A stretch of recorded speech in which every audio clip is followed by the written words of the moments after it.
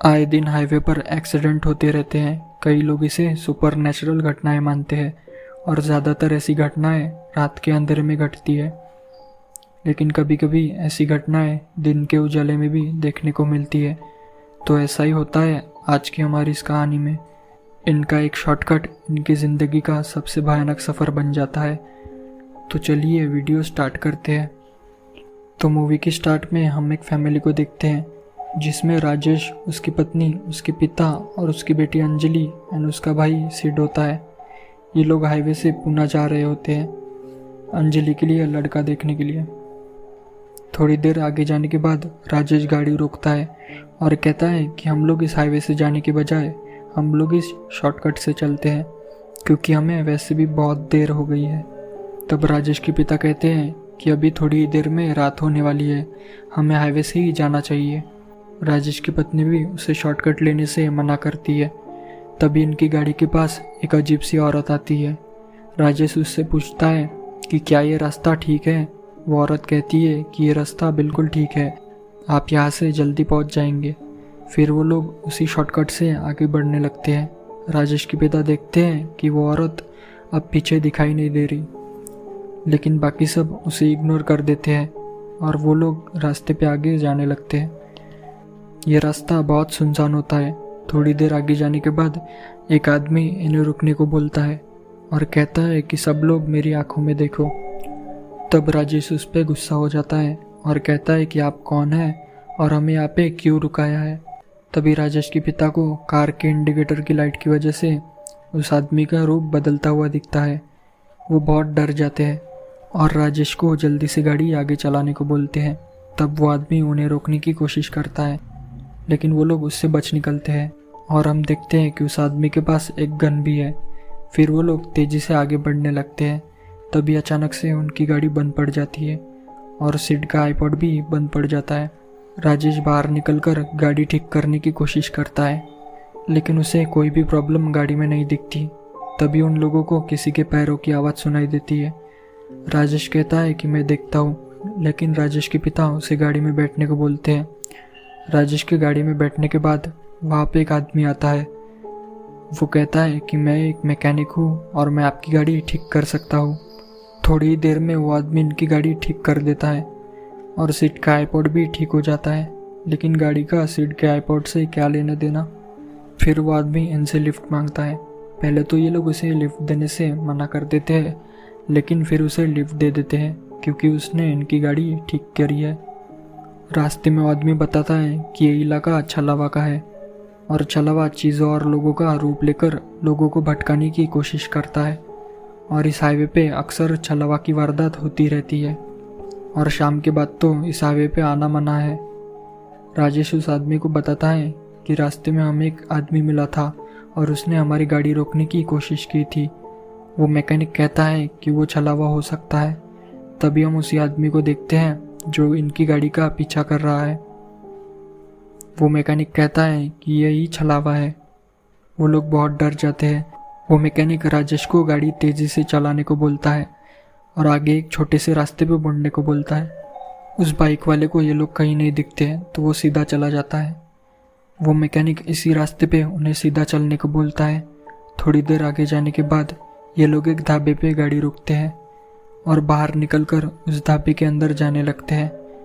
तभी सिड अपना आईपॉड लेने के लिए कार के पास आता है और जैसे ही वो अपना आईपॉड लेता है उसे कार के पीछे की सीट पे किसी की डेड बॉडी दिखती है। वो ज़ोर से चिल्लाता है। सब लोग वहाँ पे आते हैं, लेकिन अब वो डेड बॉडी वहाँ पे नहीं होती और वो मैकेनिक भी वहाँ पे नहीं दिख रहा होता। वो लोग बहुत डर जाते हैं और वहाँ से जल्दी से निकल जाते हैं। थोड़ी दूर आगे जाने के बाद इन्हें एक माइलस्टोन दिखता है जिस पे पुणे 33 किलोमीटर लिखा हुआ था। आगे जाने के बाद एक और माइलस्टोन आता है और शॉकिंगली उस पे भी पुणे 33 लिखा होता है। राजेश को लगता है कि किसी ने माइलस्टोन गलत लगाया होगा। थोड़ा और आगे जाने के बाद सेम माइलस्टोन फिर से आता है, लेकिन इस बार अंजलि लिपस्टिक से उस पे ए लिखती है। आगे जाने के बाद एक और माइलस्टोन आता है और उस पे भी वही निशान होता है जो अंजलि ने लगाया था। अब वो लोग वापस जाने लगते हैं और अब तो रात भी होने लगी थी और वो लोग फिर से उसी माइलस्टोन के पास आ जाते हैं। अब वो लोग बहुत चिंता करने लगते हैं। तभी सिड को जंगल के अंदर लाइट दिखती है। अब क्योंकि वहाँ पे कार नहीं जा सकती तो ये लोग पैदल ही वहाँ जाने के लिए निकल जाते हैं। जंगल के अंदर जाने के बाद ये लोग देखते हैं कि वहाँ पे एक ढाबा है और वहाँ पे बहुत सारे लोग भी हैं। लेकिन जब राजेश की पत्नी हनुमान चालीसा का जाप करती है तो वो ढाबा एक बंद पड़े ढाबे में बदल जाता है और एक ही सेकंड में वो ढाबा पहले जैसा हो जाता है। फिर राजेश की पत्नी बाकी सबको यहाँ से जल्दी से निकलने को बोलती है, लेकिन कोई भी उसकी बात नहीं सुनता क्योंकि ये सब एकदम असली लग रहा था। फिर राजेश की पत्नी राजेश को उसका फ़ोन मांगती है और कहती है कि छलावा हमारी आंखों को धोखा दे सकता है लेकिन इस फ़ोन के कैमरे को नहीं। ऐसा कहकर उस ढाबे की एक फ़ोटो क्लिक करती है और राजेश को दिखाती है। जब वो लोग उस फोटो को देखते हैं तो सच में वो लोग किसी पुराने ढाबे में बैठे होते हैं और अब रियल में भी वो ढाबा अपने असली रूप में आ जाता है। फिर वो लोग जल्दी से वहाँ से भागकर कार के पास जाते हैं और तभी वहाँ पे वही बाइक वाला आदमी आ जाता है और उन लोगों को गन दिखाकर अपनी आंखों में देखने को बोलता है। लेकिन अचानक से सिड वहाँ से गायब हो जाता है। वो आदमी उन लोगों को सिड को ढूंढने को बोलता है। जंगल के अंदर राजेश के पिता देखते हैं कि सिड पानी के अंदर जा रहा है। वो उसको आवाज़ देते हुए उसके पीछे जाते हैं और इन लोगों को राजेश के पिता की चिल्लाने की आवाज़ आती है। जब ये लोग वहाँ आते हैं तो राजेश के पिता कहते हैं कि सिड पानी के अंदर चला गया है और उसने छलावा का रूप ले लिया है।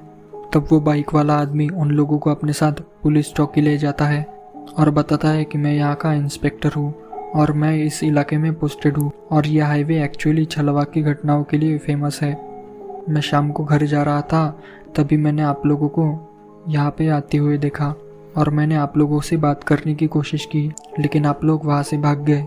फिर वो इंस्पेक्टर उनसे पूछता है कि आपने किसी को लिफ्ट तो नहीं दी थी, जिस पर राजेश बोलता है कि हाँ हमने दी थी। फिर वो इंस्पेक्टर उन्हें कुछ मरे हुए लोगों की फ़ोटोज़ दिखाता है जिसमें वो मैकेनिक भी होता है। इंस्पेक्टर बताता है कि कुछ दिन पहले छलावा ने इसे मारकर इसका रूप धारण कर लिया है और अब वो लोगों को भटकाने की कोशिश करता है। तभी अचानक से वहाँ पे सुबह हो जाती है और राजेश के पिता बाहर चले जाते हैं और उन लोगों को भी बाहर आने को बोलते हैं, लेकिन इंस्पेक्टर उन्हें बाहर जाने से मना करता है और जल्दी से दरवाज़ा बंद कर देता है। तभी वहाँ पे फिर से रात हो जाती है और राजेश के पिता अपनी जान ले लेते हैं और वहाँ से गायब हो जाते हैं। तभी वहाँ पे सिड आता है लेकिन पुलिस वाला दरवाज़ा खोलने से मना करता है। राजेश कहता है कि ये छलावा ना होकर हमारा बेटा सिड भी तो हो सकता है। फिर वो सिड को अंदर ले आते हैं और सिड की माँ सिड को उसकी आंखों में देखने को बोलती है और भगवान को याद करती है, लेकिन सिड नॉर्मल होता है। फिर सुबह हो जाती है और पुलिस की टीम वहाँ आकर उन लोगों को उसी माइलस्टोन के पास लेकर जाती है। वहाँ पे राजेश के पिता की लाश होती है और वो लोग वहाँ से चले जाते हैं। एंडिंग के सीन में हम देखते हैं कि छलावा ने राजेश के पिता का रूप धारण कर लिया है। इसका मतलब अब मैकेनिक की तरह राजेश के पिता भी लोगों को भटकाने का काम करेंगे और इसी स्कैरी एंडिंग के साथ ये मूवी यहीं पर ख़त्म हो जाती है।